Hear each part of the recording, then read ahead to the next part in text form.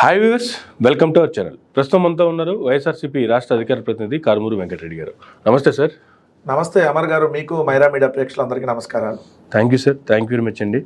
ఏంటి liquor scam, అసలు రాష్ట్రంలో ఏం జరుగుతుంది? ఏదో ఒక హడావడి, ఒక రకమైనటువంటి ద్వేషంతోనే దీన్ని ముందుకు తీసుకెళ్తున్నట్టుగా అనిపిస్తుంది. ముందుగా ఎంపీ కృష్ణదేవరాయలు గారు పార్లమెంట్లో మాట్లాడటం, ఆయన పార్లమెంట్లో మాట్లాడిన మాటల మీద అమిత్ షా గారు దృష్టి పెట్టడం, ఆ తర్వాత అపాయింట్మెంట్ ఇచ్చి ఇద్దరు కలిసి కూర్చొని దానికి సంబంధించినటువంటి డీటెయిల్స్ అన్ని అమిత్ షా గారికి ఇవ్వడం, ఆయన ఎట్టి పరిస్థితుల్లో దీన్ని టేకప్ చేద్దాము, దీని మీద సమగ్ర విచారణ జరిపిద్దామని చెప్పి హామీ ఇవ్వడం. ఏం జరుగుతుంది అసలు రాష్ట్రంలో? అంటే ఇప్పటివరకు ప్రతి నెల ఏదో ఒక డైవర్షన్ పాలిటిక్స్కి తెరలేపినటువంటి కూటమి ఈ నెల లేపడానికి ఏమీ లేక లిక్కర్ పాలసీని మళ్ళీ తెర మీదకి తీసుకొచ్చిందా? ఏం జరుగుతుంది అసలు? ఏం చెప్తారు సార్ దీనికి సంబంధించి? ఈ కూటమి ప్రభుత్వం అధికారంలోకి వచ్చినటువంటి ఈ 10 నెలల కాలంలో చూస్తూ ఉంటే దాదాపుగా 680 మంది వైఎస్ఆర్ కాంగ్రెస్ పార్టీ నాయకుల మీద కానీ కార్యకర్తల మీద కానీ కేసులు పెట్టడం జరిగింది. ఓకే, 10 నెలల కాలంలో 680 మంది మీద. సో దానిలో భాగంగా సోషల్ మీడియా, లేదంటే ఎక్స్ఎమ్మెల్యేలు, ఎక్స్ఎంపీలు, అదేవిధంగా ప్రస్తుతం మాజీ మంత్రులు, సో వీళ్ళందరి మీద ఏదైతే కేసులు పెడతా ఉన్నారో దానిలో భాగంగా ఇప్పుడు జగన్మోహన్ రెడ్డి గారి మీద కూడా ఏదో ఒక కేసు పెట్టి అరెస్ట్ చేయాలనేటటువంటి టార్గెట్గా వెళ్తున్నారనేది స్పష్టంగా ఇక్కడ మనకు కనపడతా ఉంది. నేను చూస్తే మొన్న మాజీ మంత్రి కాకాని గోవర్ధన్ రెడ్డి గారి మీద కేసు నమోదు చేయడం కానీ, లేదంటే మాజీ ఎమ్మెల్యేలు వల్లభనేని వంశీ నుంచి పోసాని కృష్ణమురళి గారు, ఏదైతే అట్లానే మీరు చూస్తే కొడాల నాని గారు మాజీ మంత్రిగా, సో మాజీ ఎంపీగా ఉన్నటువంటి నందిగం సురేష్ గారు, మాజీ మంత్రి ఉన్న పేరు నాని గారు, సో అనేక మంది మీద వరుసగా ఎలా కేసులు పెడతా ఎలా ఉన్నారో దానిలో భాగంగానే జగన్మోహన్ రెడ్డి గారిని టార్గెట్ చేయాలి, జగన్మోహన్ రెడ్డి గారి మీద కూడా ఏదో ఒక విధంగా ఏదో తప్పుడు కేసు బనాయించి జగన్మోహన్ రెడ్డి గారిని జైలుకు పంపించాలి అనే టార్గెట్గా వీళ్ళు వెళ్తున్నారనేది స్పష్టంగా కనపడతా ఉంది.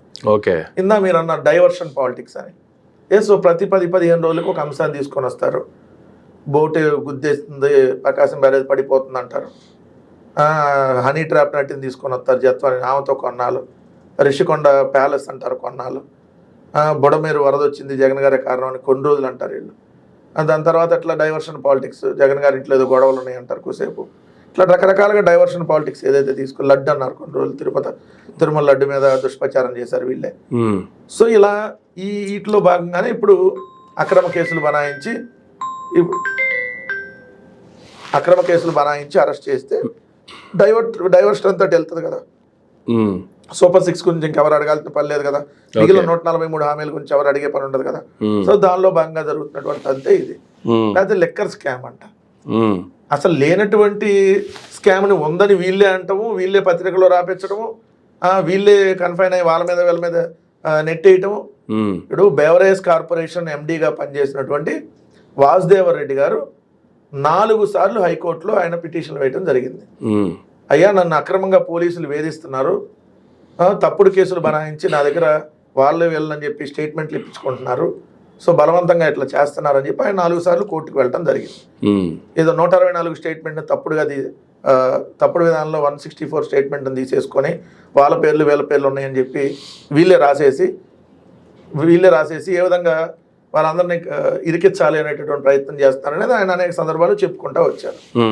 దానిలో భాగమే ఇది ఇప్పుడు ఈరోజు లావు శ్రీకృష్ణదేవరాయలు సార్. ఈయన వైఎస్ఆర్ కాంగ్రెస్ పార్టీ ఎంపీగా పనిచేశారు నరసరావుపేట పార్లమెంట్కి 2019 నుంచి 24 దాకా. 5 సంవత్సరాలు ఆయన వైఎస్ఆర్ కాంగ్రెస్ పార్టీ అంటే అధికార పార్టీ ఎంపీ. మరి ఆయనకి నిజంగా జరిగితే అప్పుడు మాట్లాడాలి కదా. ఇప్పుడు తెలుగుదేశం పార్టీలోకి వెళ్ళగానే తెలుగుదేశం పార్టీ అతని చేత పార్లమెంట్లో మాట్లాడించడం, ఇప్పుడు వెళ్ళి ఆయన అమిత్ షాని కలిసి ఏదో ఇచ్చాడని వాళ్ళే రాయటం. శ్రీకృష్ణదేవరాయల నుంచి చెప్పలా, నేను వెళ్ళి అమిత్ షా అని చెప్పా అని చెప్పి ఆ బోకుజ్యోతి పత్రికలోనే వచ్చింది. బోకుజ్యోతి పత్రిక ఉంది కదా, దాంట్లోనే వచ్చింది. ఈనాడులోనేమో ఏది వాళ్ళు కలిశాడు, ఏ అంశాలు చర్చించాడో తెలియదు, ఈ 10 నెలల్లో మొట్టమొదటిసారి వీళ్ళు హోంమంత్రి గారిని పర్సనల్గా కలవటం అని చెప్పారు. పార్లమెంట్ సాక్షిగా వీళ్ళు మాట్లాడాల్సిన మాటలేంది? అయ్యా, రాష్ట్రానికి ప్రత్యేక హోదా ఏమైంది? అయ్యా, పోలవరం ఎత్తు ఎందుకు తగ్గించొద్దు అయ్యా దయచేసి. అయ్యా, విశాఖపట్నం స్టీల్ ప్లాంట్ దయచేసి ప్రైవేటీకరణ చేయొద్దయ్యా, దయచేసి చేయొద్దయ్యా. అయ్యా, వెనకబడిన జిల్లాలకు ప్రత్యేక ప్యాకేజ్ ఇవ్వండి అయ్యా. అయ్యా, రాష్ట్రం చాలా ఇబ్బందుల్లో ఉంది, అమరావతికి అప్పులు వద్దయ్యా, ఫ్రీగా డబ్బులు ఇవ్వండి అయ్యా అని కేంద్ర ప్రభుత్వం ఈ కదా అడగాల్సింది. ఎంపీలుగా మీరు అడగాల్సింది ఏంటి? 21 మంది ఉండి అడగాల్సింది ఏంటి? ఇది అడగకుండా అంటే లిక్కర్ స్కామ్ జరిగిందంట. ఎట్లా జరిగింది అసలు నాకు అర్థం కాల. అంటే చంద్రబాబు నాయుడు గారి హయాంలో జరిగింది కాబట్టి అందరి హయాంలో జరుగుతాయి అనుకుంటే ఎట్లా? మీ హయాంలో జరిగినాయి లిక్కర్ స్కాములు. అసలు చంద్రబాబు నాయుడు గారు పుట్టక ఎక్కడి నుంచి వచ్చింది? చంద్రబాబు నాయుడు గారు రాజకీయ జీవితం ఎక్కడి నుంచి వచ్చింది? ఈ అవినీతి చక్రం నుంచి కదా వచ్చింది. నేను చెప్పలా, ఎవరు మీ దగ్గుపాటి వెంకటేశ్వరరావు ఉన్నాడుగా, పురంధేశ్వర్ గారి భర్త, రామారావు గారి అల్లుడు, చంద్రబాబు నాయుడు గారి తోడల్లుడు, ఎవరు దగ్గుపాటి వెంకటేశ్వరరావు గారు. ఆయనకు పుస్తకాలు రాయటం అలవాటు. పుస్తకాలు అన్నీ నిజాలే రాస్తా అని చెప్తున్నారు ఆయన. మొన్న ఈ మధ్య కూడా ఒక పుస్తకం రాశారు, అంతకుముందు ఒక పుస్తకం రాశారు. అంతకుముందు పుస్తకంలో దాని పేరు ఒక చరిత్ర కొన్ని నిజాలు. ఏంటి? ఒక చరిత్ర కొన్ని నిజాలు. దాంట్లో ఆయన కొన్ని నిజాలు రాశాడు. ఏమని రాశాడు? ఆ పేజీ నెంబర్ 59కి వెళ్తే 1985 తర్వాత ఎన్నికల అనంతరం జరిగిన ఒక ఉదంతం చెప్పాలి మీకు. రాష్ట్రంలో మొట్టమొదటిసారిగా సారా బాటిలింగ్ ప్లాంట్లు, అంటే సారా బాటిల్ తయారు చేసే ప్లాంట్లని ప్రభుత్వం తరపున ఏర్పాటు చేయాలనే విధానాన్ని ప్రభుత్వం ప్రకటించింది. ఈ బాటిలింగ్ ప్లాంట్స్ మొత్తం ఒక వ్యక్తి కట్టబెట్టాలని ఒక పథకం జరిగింది. ఆ వ్యక్తి తమిళనాడు వాసి అయిన పురుషోత్తం. చంద్రబాబు తనే స్వయంగా కారు నడుపుకుంటూ వెళ్ళి బంజారా హోటల్ ఉన్న బ్రాకెట్లో తాజ్ బంజారా, అందరికీ తెలుసు తాజ్ బంజారా హోటల్ బంజారా హిల్స్లో, ఏది మన కేర్ హాస్పిటల్ దాటంగానే, సాక్షి దాటి కేర్ హాస్పిటల్ దాటంగానే ముందుకెళ్తే రైట్ సైడ్ ఉంటుంది. ఆ తాజ్ బంజారా దగ్గర పురుషోత్తం దగ్గర నుండి 3 కోట్ల రూపాయల డబ్బుని గోతం సంచుల్లో వేసుకొని చంద్రబాబు నాయుడు తెచ్చుకున్నాడు. ఇది 3 కోట్ల డబ్బులు 1985 ఆ టైంలో. ఎంత 1985లో 3 కోట్లు అంటే ఇప్పుడు 30,000 కోట్లతో సమానం. సో 3 కోట్ల డబ్బులు గోతం సంచుల్లో వేసుకొని తెచ్చుకున్నాడు. కేరళ నుంచి రాజ్యసభ సభ్యుడిగా ఉన్న ఉన్నికృష్ణ అనే వ్యక్తి ఈ డీల్ తీసుకొచ్చాడు. ఇతను ఉపేంద్రకు చాలా సన్నిహితుడు. ఈ విధంగా డబ్బులు తీసుకునే విధానం పార్టీలో అంతకుముందు లేదు తెలుగుదేశంలో. చంద్రబాబు నాయుడు వచ్చినా తీసుకొని వచ్చాడు అని చెప్పి రాసుకొని వచ్చి ఇంకా వేరే ఎగ్జాంపుల్స్ కూడా రాశాడు. ఉదాహరణకు కడప నుండి బలరామరెడ్డి అనే వ్యక్తికి నష్టాల్లో ఉన్న తన విష్ణుప్రియ హోటల్ను ఇచ్చి అధిక మొత్తంలో డబ్బు తీసుకొని జిల్లా పరిషత్ చైర్మన్గా అవకాశం ఇచ్చాడంట చంద్రబాబు నాయుడు. చంద్రబాబు నాయుడు పేరు మీద ఉన్న విష్ణుప్రియ హోటల్ని బలరామరెడ్డి అనే వ్యక్తికి ఇచ్చి ఏది నష్టాల్లో ఉన్నదని ఆయనకి ఎక్కువ రేట్లకు అప్పచెప్పి జిల్లా పరిషత్ చైర్మన్ కూడా ఇచ్చాడంట.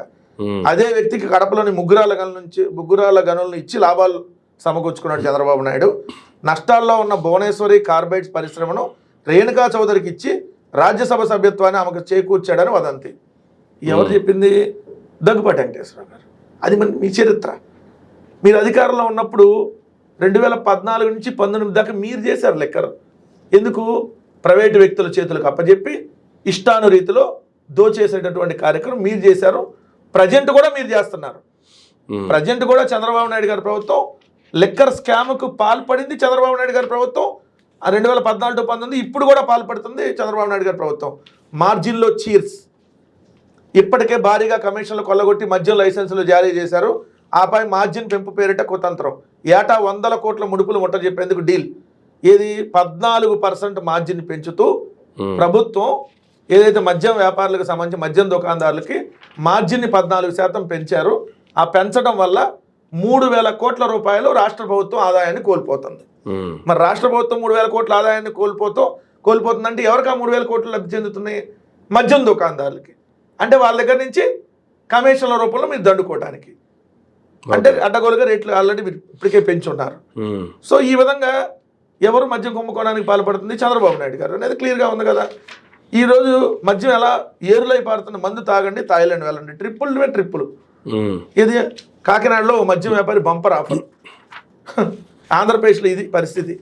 అంటే మద్యాన్ని అంత ఎంకరేజ్ చేస్తున్నారు చూడండి. పాలకొండలో మందుబాబు హల్చల్. గ్రామాల్లో బెల్ట్ కిక్కు. ప్రజాశక్తి పత్రిక. కటారిపాలెంలో బెల్ట్ షాప్కి 5 లక్షలు. బాపట్ల జిల్లా కటారిపాలెంలో. అట్లానే కాకినాడ సిటీ పరిధిలో మద్యం అమ్ముతున్న బెల్ట్ షాప్. ఇది కిరాణా దుకాణం అనుకుంటే పొరపాటే, ఇది మద్యం దుకాణం. బయట మాత్రం అన్ని చిప్స్ గిప్స్ అన్నీ అలాడితే కిరాణా కొట్లాగా ఉంటుంది, కానీ ఇది మద్యం దుకాణం. కాకినాడ సిటీ లోపల ఇక్కడ చూడండి, బరి తెగించేశారు. నాయుడుపేటలో కూల్ డ్రింక్ షాప్ వద్ద మద్యం సేవిస్తున్న మందుబాబులు. తాగండి తాగిపోగండి. ఇది ఇప్పుడు మీ చంద్రబాబు నాయుడు గారు మీ ప్రభుత్వంలో. సంతలో బెల్ట్ పెట్టారు. సంతలో ఎవడన్నా కూరగాయలు పెడతారు, ఏదైనా సంతలో సామాన్లు అమ్ముతారు. మద్యం అమ్ముతున్న దుర్మార్గమైనటువంటి మీరు ఈరోజు మద్యం గురించి మాట్లాడితే ఎట్లా? చంద్రబాబు నాయుడు గారు, లావు శ్రీకృష్ణదేవరాయలు గారు, మీరు ఒక విద్యా సంస్థలు నడుపుతున్నారు కదా, ఏంటండి ఇవన్నీ? ఇట్లాంటివన్నీ మీ ప్రభుత్వంలో చదువుతుంటే 7.10 లక్షలకు బెల్ట్ షాప్ వేలం, బాటిల్కి 30 నుంచి 50 రూపాయలు అదనంగా అమ్మకం. మాగుటూరులో గ్రామస్తుల తీర్మానం, ప్రకాశం జిల్లా. ఇది చిత్తూరు, చంద్రబాబు నాయుడు గారి సొంత జిల్లాలో మద్యం షాపుకు పర్మిట్ రూము. పర్మిట్ రూములు పెట్టడానికి ఎక్కడా లేదు, కానీ పర్మిట్ రూములు. ఇది ఆంధ్రజ్యోతి నిన్న వచ్చింది 25వ తారీఖు పత్రికలో. మద్యం అమ్మకాల్లో దోచేస్తున్నారని ఆంధ్రజ్యోతి రాసింది. ఎవరు? ప్రజలు చెప్పారండి. 87.21% మంది ప్రజలు చెప్పారంట. ఆర్టీజీఎస్ సర్వేలో ఎంఆర్పీలు ఉల్లంఘించి ఇష్టానురీతిగా అమ్ముతున్నారు అని చెప్పి. మరి మద్యం కుంభకోణానికి పాల్పడింది ఎవరు? చంద్రబాబు నాయుడు గారు. మేము ఉన్నప్పుడు మద్యం అమ్మకాలను తగ్గించాం. లేని స్కామ్ని ఉన్నట్టుగా చిత్రీకరించి, లేనిది ఉన్నట్టుగా చంద్రబాబు నాయుడు చేస్తున్న కనికట్టే ఈ మద్యానికి సంబంధించి స్కామ్. లేనిది ఉన్నట్టుగా చంద్రబాబు నాయుడు చేస్తున్న కనికట్టు, జగన్మోహన్ రెడ్డి గారిని టార్గెట్ చేస్తూ, ఇది క్లియర్గా చెప్పదలుచుకున్నాను. ఎందుకు నేను స్పష్టంగా కొన్ని క్వశ్చన్లు అడుగుతున్నా. ఏదైతే మద్యాన్ని ఎక్కువగా అమ్మితే స్కామ్ జరిగినట్ట, తక్కువ అమ్మితే స్కామ్ జరిగినట్ట? Simple point. మా హయాంలో తక్కువ అమ్మాం, మీ హయాంలో ఎక్కువ అమ్ముతున్నారు. ఎక్కువ అమ్మితే కదా స్కాములు జరిగినట్టు.